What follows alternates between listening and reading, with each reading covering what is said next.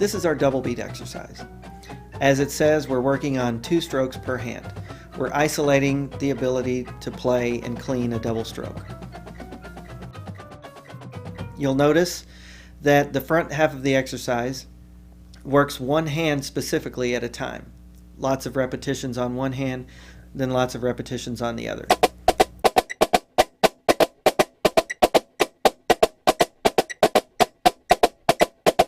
The back half of the exercise puts it more in a roll format.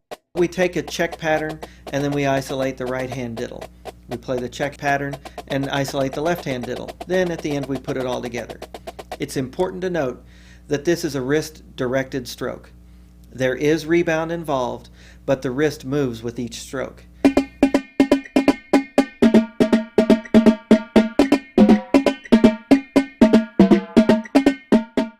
It's important to listen to quality of sound when you're playing this exercise. You want to make sure that the stroke is flowing and that you're getting a good even sound from stroke to stroke. If the wrist is too tight, it'll become choppy and the first stroke of the double will be much louder than the second stroke. You'll be able to see that as well as hear it. To put this exercise in the proper context, you should be able to play this on your leg without sticks. It should be easy to make the strokes come out. It's a slow tempo. We're really not talking about fast rolls right now. So the wrist should be able to direct these strokes. If the wrist is too tight, it's going to lock up and you'll notice excessive arm motion and you're not going to be able to pump all of those rhythms out. If we notice some of the voiced parts, take the bass drums for instance. This is an excellent opportunity to begin working on split 16th notes up and down the line. When you look at the back half of the exercise, we take the drums 1, 3, and 5 and play their downbeat 16th notes. And then we play the upbeat 16th notes on drum 2 and 4, and then in the last pattern we put it all together. Before you know it, you're splitting 16th notes up and down the line.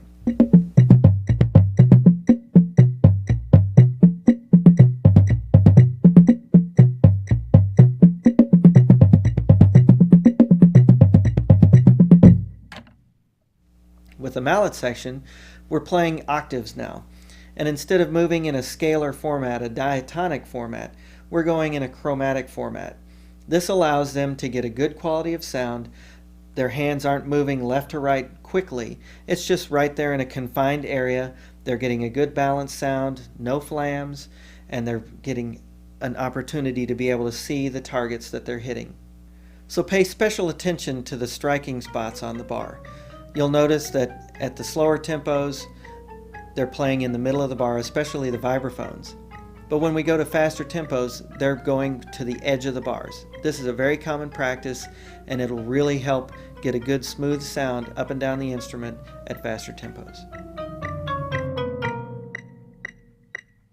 When we look at the cymbal parts in this exercise, we're starting to incorporate the sizzle and suck sounds.